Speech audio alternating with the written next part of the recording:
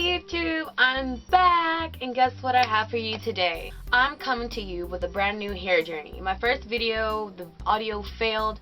I'm gonna make it up to you, I promise. I hope the content I'm gonna tell you is good enough for you to understand where my hair came from and where it is going.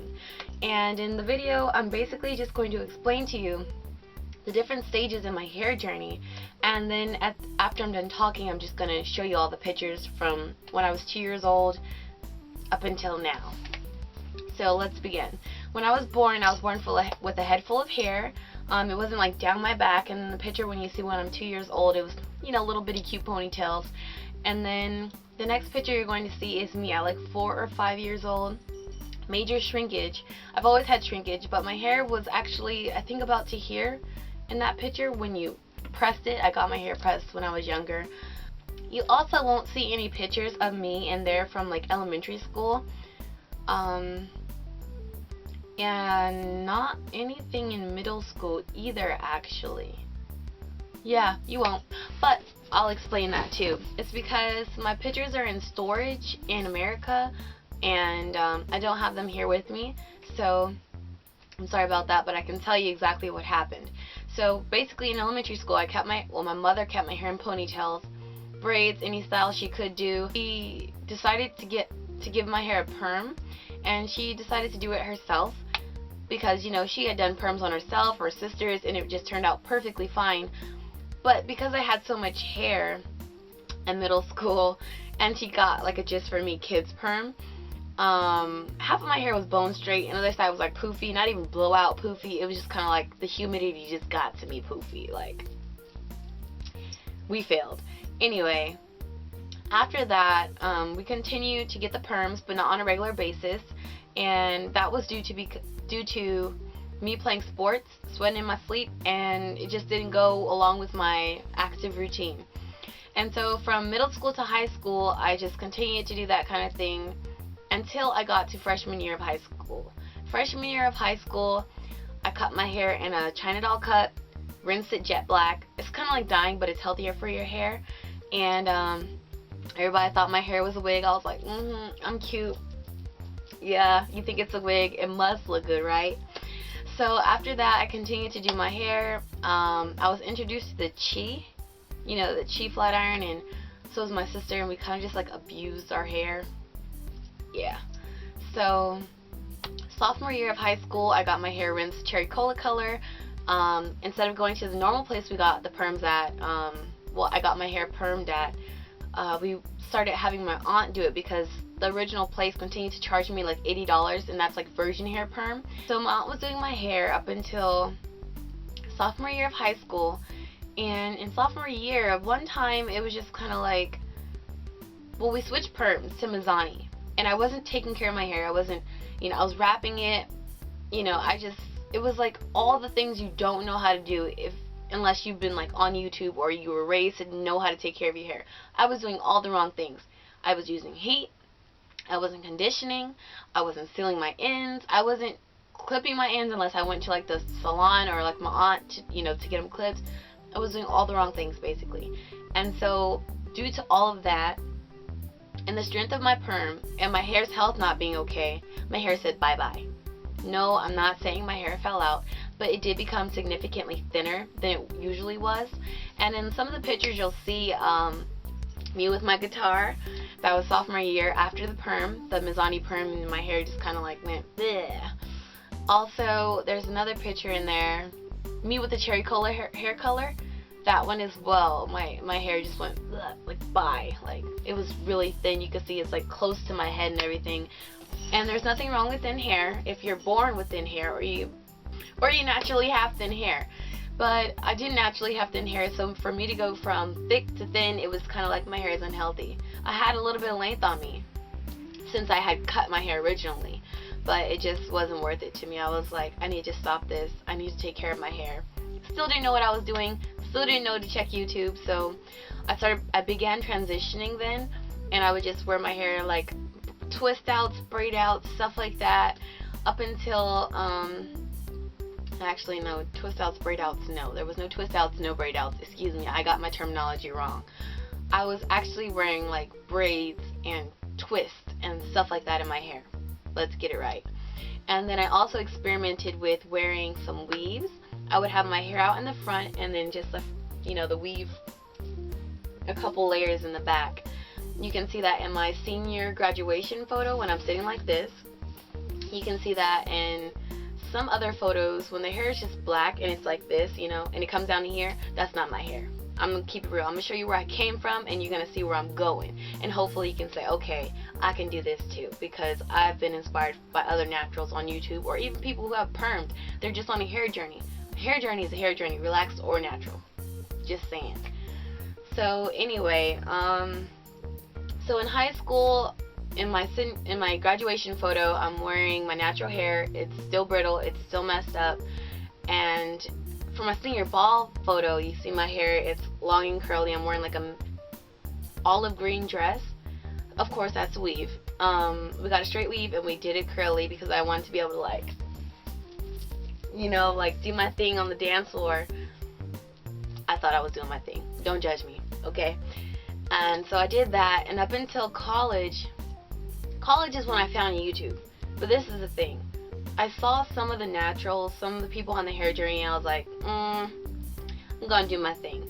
So I just kept straightening my hair. I sometimes would just wet it, put the mousse on it, and it would just be curly, and it was cute. I just throw it in my little fro hawk, and I thought I was good to go. So continual heat damage from high school, mostly freshman, sophomore year of high school, and then junior, senior year, I didn't put much heat on my hair. But when I did put heat, I put heat. Like, it was crazy. Now, freshman year of college, lots and lots and lots of heat. My college was in LA. Everybody looked famous. I was like, oh, I gotta look good too, I was straightening my hair like every day. Like, it was bad. It was horrible. So the picture that's the first year of freshman year of college, you'll see me in a brown shirt, and it comes to here, and it's kind of like lacy, and my hair is like curled. I thought I was cute, honey. So from then on, it's freshman year of college, and to the end of the video would be like recently. When I came to Japan, I started my healthy hair journey. I decided that I was going to wear wigs instead of wearing my hair out in Japan because of Philly Jams Poet and a couple other YouTubers. They grew their hair really long and healthy by wearing wigs, and I was like, alright, I can do it too. I just gotta have my hair on a regimen and keep these wigs on, and I'll be all good, I won't have to worry about the sun damaging my hair, the elements damaging my hair. All I gotta do is keep it protected underneath this wig, keep it washed, hydrated, whatever, I'm good. So that's what I did up until about May, April. And in May or April, I can't remember which month, I started looking at my hair. I would always look at it, but I just see split ends, whenever I see one, I just cut it, whatever. Sometimes I'll bite it off. Don't do that. But yeah. So I would, whenever I saw split ends, I would just cut it. And so I saw them pretty frequent, around my hair, and I was like, it's time for a trim. So I trimmed it just a little bit. And then I was looking at my hair again a couple days later. I was always on YouTube, especially my first semester here. Always on YouTube. Oh, when is my hair gonna grow like that? Natural 85, kinky curly styles, and then long hair don't care. All the hair crush, my hair crush, my hair crushes, I guess. All of my idols for natural hair and just long hair, many more I can't even name. I was like, ooh, I want that. I know they said it's a marathon, not a a quick little race. It's not a 50-yard dash. It's like a 4x400 kind of thing to get here. Sorry, I ran track, but it's been a while, so some of my terminology is off. Anyway, so I was like, oh, it's gonna take a long time, but I can wait. I've been here 11 months in Japan. I was like, I can do this. I'm gonna see some growth in this 11 months. I told myself that. And actually I did when it came around to April or May. And my hair, I looked at it and I had split ends 4 inches up the hair shaft. I cried. I called my mom, and I was like, what am I gonna do? My hair, okay, when I left to Japan, my hair was to here. I'm not gonna lie, it was to here. Or up here somewhere, I don't know.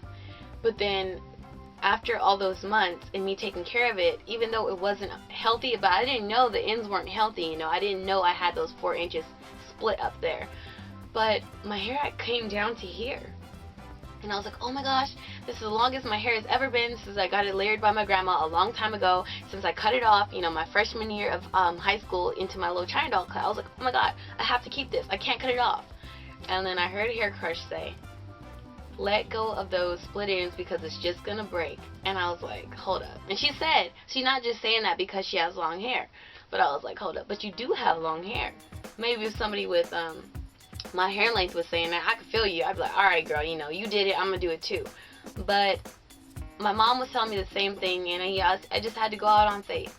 You know, a woman's hair is her glory. It's not what makes up a person, but it is her glory. And my hair has always been my glory. So at this point, I just prayed. I went out on faith. Lord, just bless my hair to grow. And I cut off the 4 inches up the hair shaft, and then right after that, I started the greenhouse effect. I got amazing results back, and basically, that's where my hair journey basically reached kind of like climbing up, you know, to the climax. And I haven't exactly hit the climax yet, but the rest of the photos in the video is just going to be my hair that I've been like wearing in Japan. But before I end this talk and show you the pictures, when I went home for spring break, my wigs, the 2 plastic wigs, I came to Japan with 2 plastic hair wigs. They were like ruined, and I was like, I can't bring these wigs back. Like, it was not working. I tried boiling them with curlers, and it just didn't work. So I decided to make my own wig, something that matched my hair texture, and it worked for a while. But the hair, when it touched my clothes, would mat up, so I just had to, you know, I had to wear my natural hair. And then I had to remind myself, you weren't wearing the wigs because you don't like your hair. You weren't wearing the wigs because you don't want to take care of your hair. You were wearing the wigs so your hair could grow. You were wearing the wigs to better your hair, to better the health. So I decided, you know, at the end of the day, I have to love myself. I have to love my hair. I have to take care of it. I was done with the wigs, and I started doing my own hair, taking care of it. Changed my regimen a bit, because instead of washing my hair every week, I do every 2 weeks. That way the oils have a chance to circulate, because my hair was being really dry, and like I've always had a problem with dandruff, but I've gotten that under control. But since my hair was so dry from washing it so frequently, my mother suggested to do it to every 2 weeks, which was in Shamboozie's book that she read when I was in middle school. So I was like, okay, I'm going to try that.